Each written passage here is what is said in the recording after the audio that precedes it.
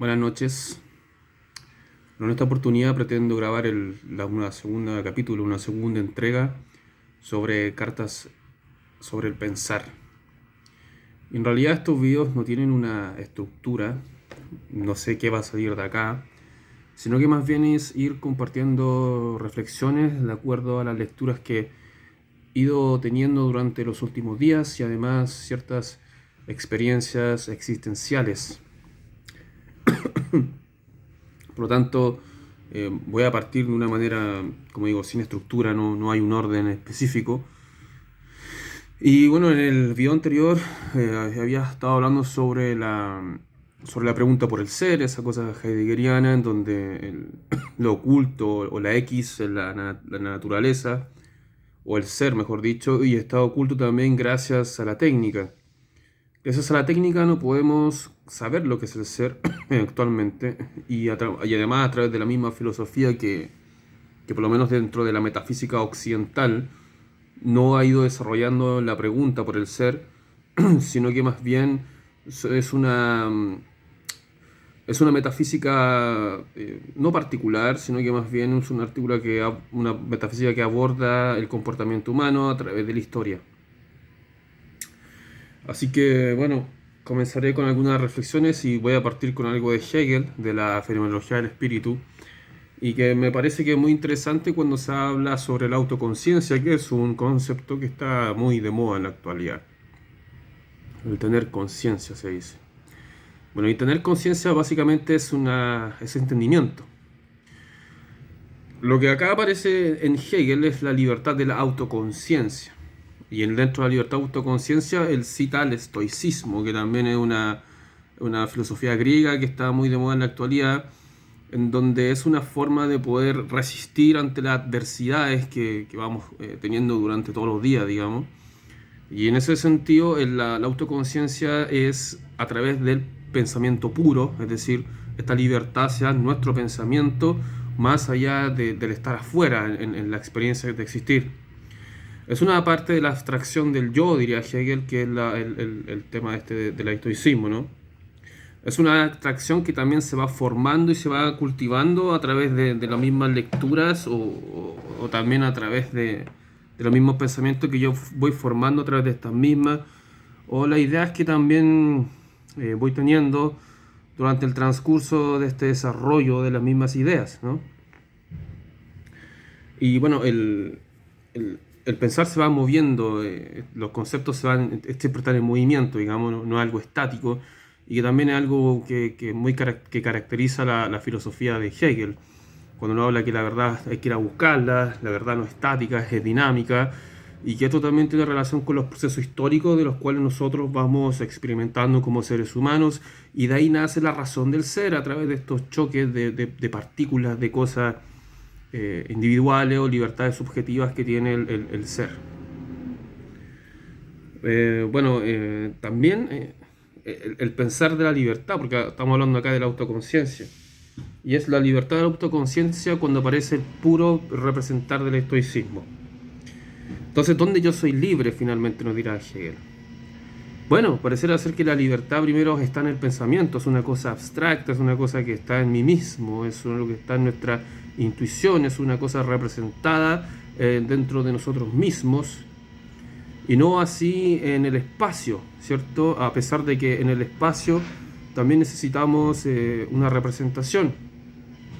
Sin embargo, cuando hablamos de una libertad en sí, esta nace primero que todo, como digo nuevamente, en el puro pensar, en la pura abstracción.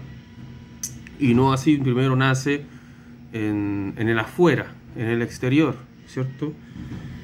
Porque es algo que permanece en mí, es un ser para mí, diría Hegel. Es un movimiento dentro de mí mismo, la libertad. Una conciencia quizás negativa en términos de señorío, porque acá hay una relación también que hace Hegel entre el señorío y la servidumbre. Esta relación en donde aparece la libertad pura de abstracción del estoicismo, aparece en el sentido de señorío y de servidumbre, en donde esta libertad de pura abstracción es algo negativo respecto al señorío. Bien, Es decir, podría aparecer incluso en una forma de poder representar la servidumbre, ¿sí? Y sobre todo en estos tiempos de tanto temor y de materialismo en términos económicos, ¿no? El materialismo filosófico, pareciera ser que estas filosofías o formas de estoicismo necesitan aparecerse, se hacen presentes justamente en estos mismos tiempos de, como digo, de economicismo, de tinieblas, en donde el temor es lo que mueve al ser humano a seguir. Bueno, y se escuchan a las personas aquí afuera. Bueno, como iba diciendo, la libertad, como mera abstracción, como el mero yo, aparece entre la conciencia estoica, es el resultado entre el señorío y la servidumbre. ¿Mm? ¿Sí? Entonces, esta es una conciencia quizás que se pierde, pero que después luego aparece en esta relación para que pueda quizás tener una realización en el término, y acá aparece otro concepto que se llama lo escéptico. Y aquí podrá ser la realización de dicha realización. Bien, bueno, eso en torno a lo que podríamos aportar en la libertad, porque hablamos mucho de la libertad, pero parece ser que a través de la libertad o autoconciencia no hablamos de ser todavía, ¿cierto? Estamos hablando aquí de una relación entre señor y esclavo, digamos, en donde parece ser que a través de la conciencia o del puro pensar, de la abstracción del yo, de la abstracción de la libertad, el ser se quiere manifestar de alguna manera y no ser más preso y esclavo del señorío. Que eso también podríamos también llevarlo a lo de Heidegger, ¿no? Donde está el ser oculto, que está oculto también, sobre todo en la actualidad, producto de la misma técnica, donde el hombre está ahogado en la técnica, o está dado a la técnica. Entonces el ser está oculto y hay que ver la posibilidad o preparar, ¿cierto? La posibilidad de poder encontrar al ser, porque ya estaba leyendo las cartas sobre el humanismo de Heidegger, y hay una parte muy interesante que habla sobre el existencialismo. Bien, como bien ustedes bien deben conocer, en el siglo XX aparece esta ola existencial de novelistas que escribieron ciertos tratados filosóficos que finalmente eran novelistas, como Albert Camus, Simone de Beauvoir y Jean-Paul Sartre. Bueno, considero que entre estos tres el que más tiene relación con la filosofía es Sartre. Y bueno, se habla mucho de existencialismo, este término existencialismo, que es como que está relacionado con la existencia. Y Heidegger dice algo interesante porque Sartre tiene una frase en el existencialismo en humanismo que dice que la existencia precede a la esencia, que básicamente fue una frase invertida de Platón, donde Platón decía que la esencia precedía a la existencia. Y eso delata en Jean-Paul Sartre y todo este existencialismo francés, en donde cuando hablamos de que la existencia precede a la esencia, estamos hablando de existencialismo, es decir, un materialismo dialéctico, si se quiere decir. Por lo tanto, podríamos decir que el existencialismo francés tiene cierta influencia en el materialismo, tiene cierta influencia en el marxismo también. Y es curioso también ver que hay ciertos grupos nacionalistas, organizaciones que han asumido ser existencialistas cuando son conservadores. Se supone que un conservador nacionalista que cree en la sangre, que cree en la herencia nacionalista y en muchos casos creen en el Dios católico, no deberían compartir estos principios. De hecho, el mismo Heidegger no compartía la categoría existencial, porque en ese sentido Heidegger dice que ser y tiempo ni siquiera es existencialismo y es una mera estupidez relacionarlo con existencialismo, sino que es una forma de preparar la pregunta por el ser. Ni siquiera te da la respuesta, dice Heidegger, ¿cierto? Eso ya después se dan trabajos posteriores de ser y tiempo. Entonces vamos a seguir pensando este ser, para dónde nos lleva, por lo menos en términos de lectura. Y a propósito del materialismo, llegamos a George Politzer.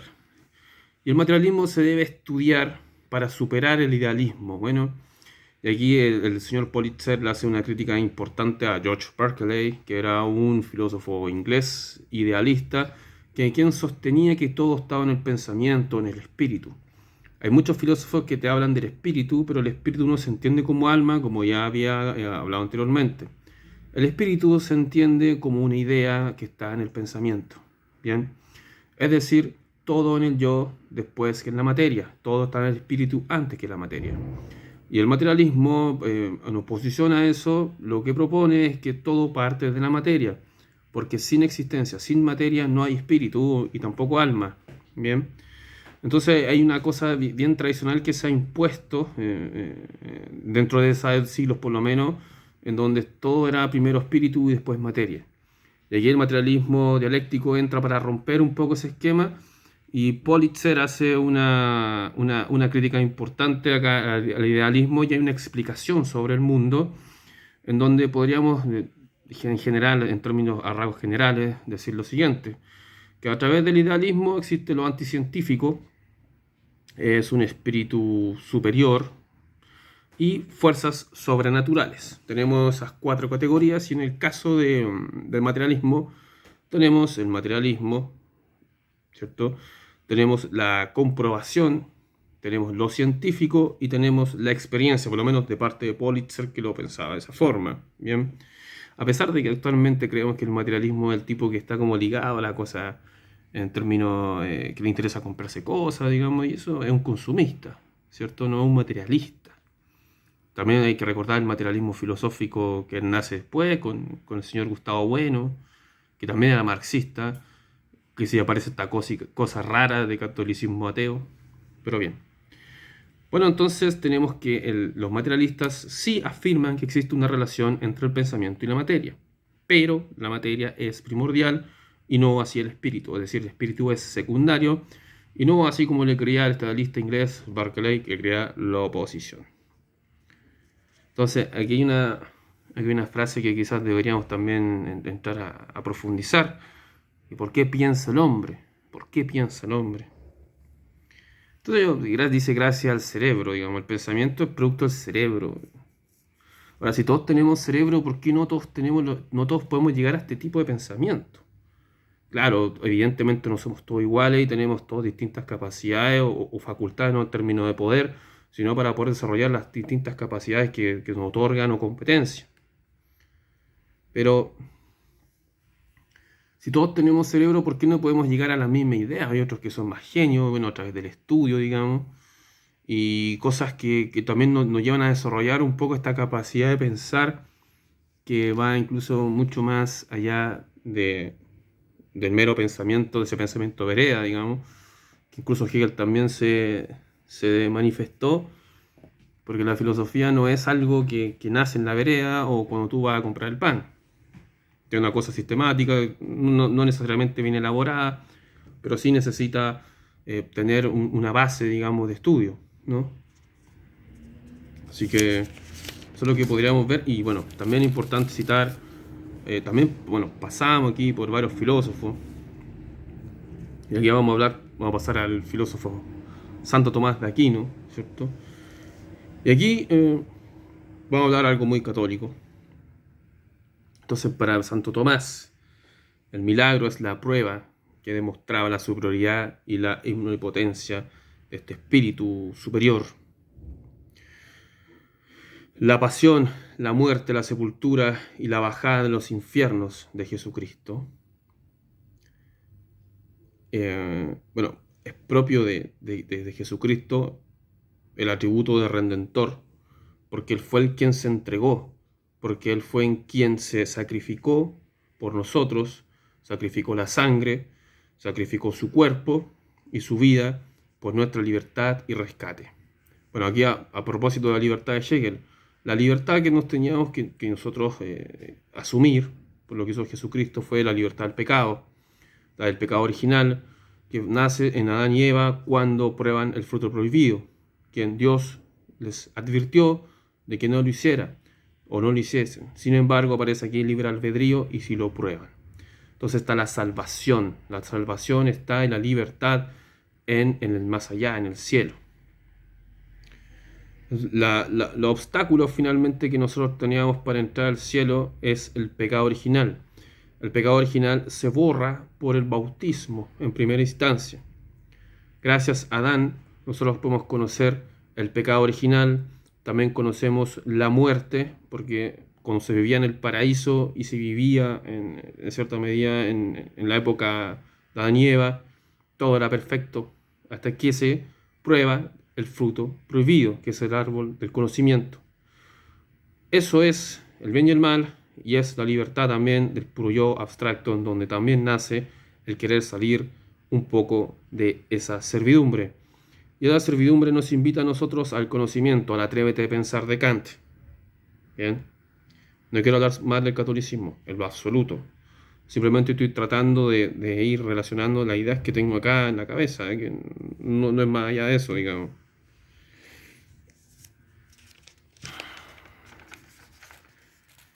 Bueno, como bien sabemos, Santo Tomás probó la existencia de Dios a través de las 5 vías que para muchos filósofos carecen un poco de entendimiento. Y también está su suma teológica, que son preguntas y respuestas a través de la existencia de Dios y Jesucristo, los pecados, los sacramentos y los actos humanos, la moral, las sociedades, etc. Bueno, Santo Tomás se relaciona y profundiza en estas cosas, como digo nuevamente, a través de los sacramentos, que habla del bautismo, la confirmación, la Eucaristía, la extremaunción, entre otras cosas, que también son formas de poder preparar al hombre y llevarlo al estado que podamos conocerlo después de la muerte, al estar en los cielos, en el más allá. Bueno, en cierto sentido hay que empezar a preguntarse también, cuando vamos al término de Kant, ¿cierto? De la crítica de la razón pura, que parece ser que nosotros no podemos imaginarnos, o sea, no imaginamos siempre el espacio, digamos, ¿cierto? No nos podemos no imaginarnos el espacio y claro, los objetos también lo imaginamos, ¿cierto? Porque tienen que estar en algún lado, pero nunca nos imaginamos, nunca nos podemos no imaginar el espacio. Y aquí también hay que recurrir a Immanuel Kant, que con la estética trascendental nos vamos a la intuición, y que la intuición es la cosa inmediata, o sea, la forma inmediata de pensar. Es el medio inmediato de pensar. También hablaba de la sensibilidad, que es la capacidad de poder tener representaciones como somos afectados por los objetos o por el objeto. Por medio de la sensibilidad nos son dados los objetos y estas nos proporcionan las mismas intuiciones, que son el pensamiento inmediato. Bien, todos los objetos que vemos nos afectan. A través de eso conocemos la intuición, que es lo inmediato, lo que aparece ahí, el momento, algo bien fugaz. Y ahí tenemos las intuiciones, digamos. Y bueno, y después Kant habla de la a priori, de esto de la independencia de la experiencia. A pesar de que cuando parte su libro de la crítica razón pura, aparece que todo el conocimiento es necesario experimentarlo. Sin embargo, no todo se origina en él. Porque todos los humanos nos vamos afectados a través del conocimiento por las impresiones que tiene usted sobre mí, o yo tengo sobre otro, y esas impresiones más la facultad de conocer que tengo yo, que tiene usted. Por lo tanto, tampoco nos podemos fiar o confiar de las impresiones de un otro a través del yo, y bueno. Y la estética trascendental hablaba Kant. Es la ciencia de los principios de la a priori, de la sensibilidad. De la a priori es lo que yo conozco sin necesidad de conocerlo o de experimentarlo, ¿cierto? Es como estos juicios universales que hablaba Kant, donde si usted le dice en un juicio universal el cielo es azul, bueno, lo estoy viendo, pero no lo puedo refutar, porque es así, ¿cierto? O sea, yo no necesito, o sé que si yo cruzo la calle y pasa un auto me va a matar. Bien, eso creo que tiene que ver, es más justo en ese sentido. Yo tengo que experimentarlo, pero es un juicio a priori. A priori sé que no necesito experimentarlo, digamos. Y en el caso... Estáis leyendo un torpedo. Un torpedo dicen acá. Bueno, y Kant se pregunta si el espacio y el tiempo pueden ser intuidos. Si sabemos que el espacio se puede representar fuera de nosotros por el sentido externo. Sabemos que básicamente el espacio es una cosa metafísica. Aquí no estoy hablando de Connie Méndez, estoy hablando de lo metafísico, de la metafísica occidental. A veces, haciendo todas estas preguntas, ¿realmente podemos conocer el ser? ¿Ustedes se conocen a ustedes mismos? Haciendo estas preguntas, están conociendo lo que está fuera del ser. Porque son preguntas como más generalizadas, si ustedes se fijan. O sea, estamos hablando del espacio, después podemos hablar del tiempo, que podemos decir que el tiempo es una invención. Anteriormente hablé de Santo Tomás sobre el cielo, los sacramentos. Pero eso te hace conocerte a ti mismo, de la libertad pura, de la libertad de la autoconciencia en Hegel, cuando está la señoría con la servidumbre. ¿Eso te hace conocerte a ti mismo? Puede ser que no, porque como digo nuevamente, aparece esta autoconciencia estoica que está muy de moda, un poco para poder resistir ante esta adversidad del capitalismo o el turbocapitalismo, como diría Diego Fusaro, pero no lo sé. Yo no sé si ustedes han conocido algo con estas reflexiones que he ido emitiendo, o quedamos igual de perdidos con el ser. ¿A dónde está el ser? ¿Está en el abismo? ¿Nos debemos conocer en el abismo? Necesitamos un poco de esa valentía para poder reconocer el ser en el abismo, en la profundidad, en la caída, en el vacío. Recordemos que el vacío, si lo nombramos, es. La nada es. La nada es un ser.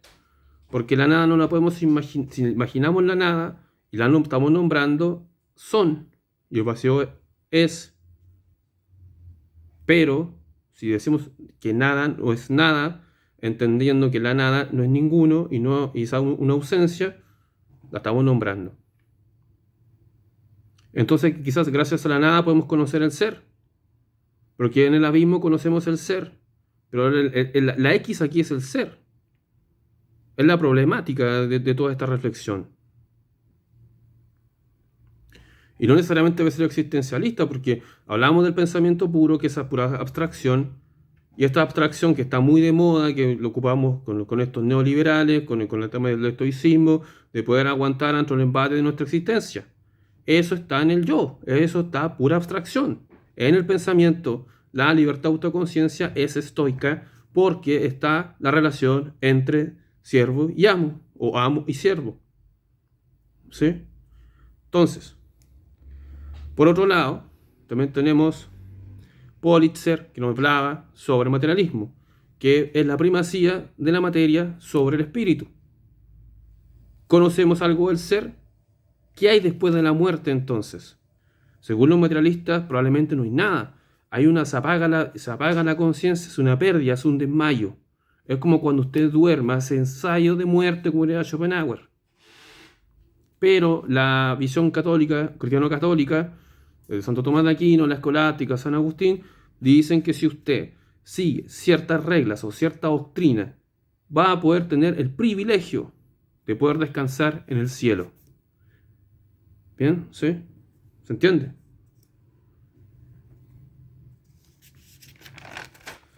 Y vamos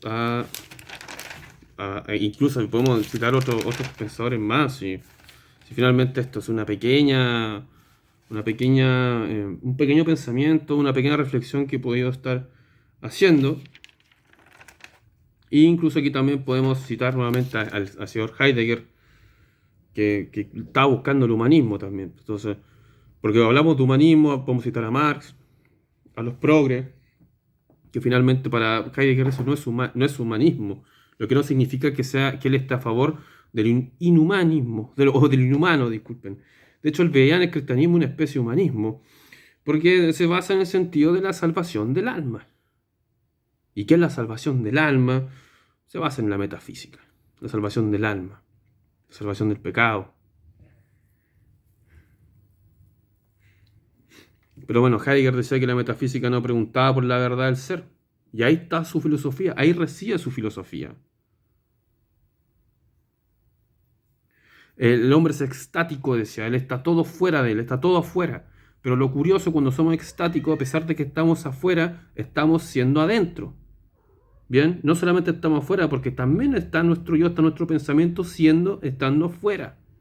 Es como una cosa simultánea, ¿sí? ¿Se entiende?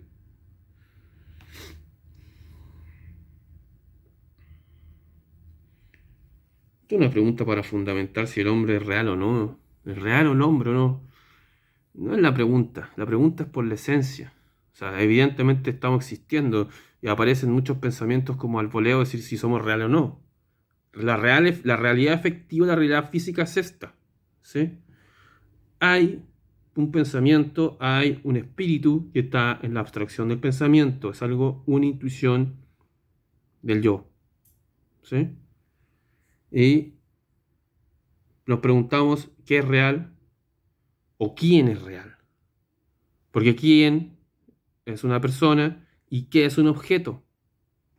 Y está mucho esa pregunta más de qué es real, que no somos reales, no reales, porque está esta cosa de la inteligencia artificial y bueno. Y filósofos que creen, pseudofilósofos con inteligencia artificial o pseudoliteratos que sacan reseñas todos los días de libros de 500 páginas. Increíble, ¿no? Entonces, de nuevo, la esencia, la esencialidad y la existencia, realidad efectiva, es algo que se oculta en nuestra historia occidental. Y lo que más oculta en nuestra historia occidental y en todas las historias, en todos los continentes, es la muerte. Porque yo puedo presenciar la muerte del otro, de la otra edad, pero no puedo presenciar mi muerte. Yo al presenciar mi muerte, que no puedo hacerlo, dejo de estar, dejo de existir, dejo de ser, dejo de estar ahí. Bueno, espero que haya servido de algo. Muchas gracias a los que pasan por este canal, humilde canal de filosofía. Y bueno, voy a estar haciendo estos tipos de videos para quien le interese y a seguir reflexionando. Y lo más importante, estudiar mucho para ver si de alguna vez por todas a dónde llegamos. Aquí no hemos llegado a ninguna parte. Este no es un canal para poder promover la política en términos de nacionalismo, sino que es una cara, es una forma, una opción de poder seguir pensando al ser, de seguir pensando al hombre, a los seres humanos y a nuestra historia, porque no es estático. Desde el siglo XIX, siglo XVII incluso, se ha ido pensando al ser de distintas maneras. Se ha ido pensando en un sujeto clásico, que el sujeto clásico siempre choca con el sujeto positivo en la psicología, ¿sí? Y ahí cambian porque básicamente ese sujeto clásico tiene conflictos con el sujeto positivo de la modernidad.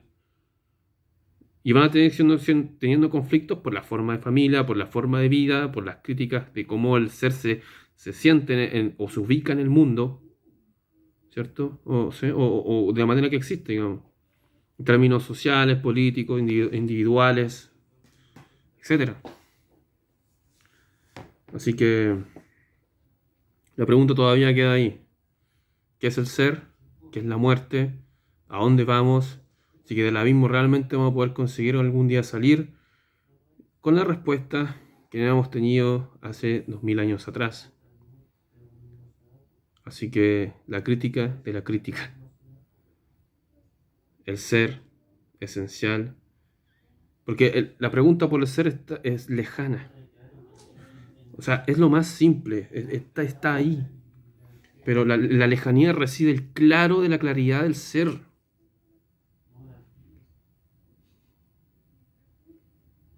¿Dónde está el destino? ¿Dónde está nuestro destino? En la verdad del ser, ¿dónde está? ¿Sigue siendo la pregunta por el ente? Bueno, muchas gracias por ver y que tengan muy buenas noches.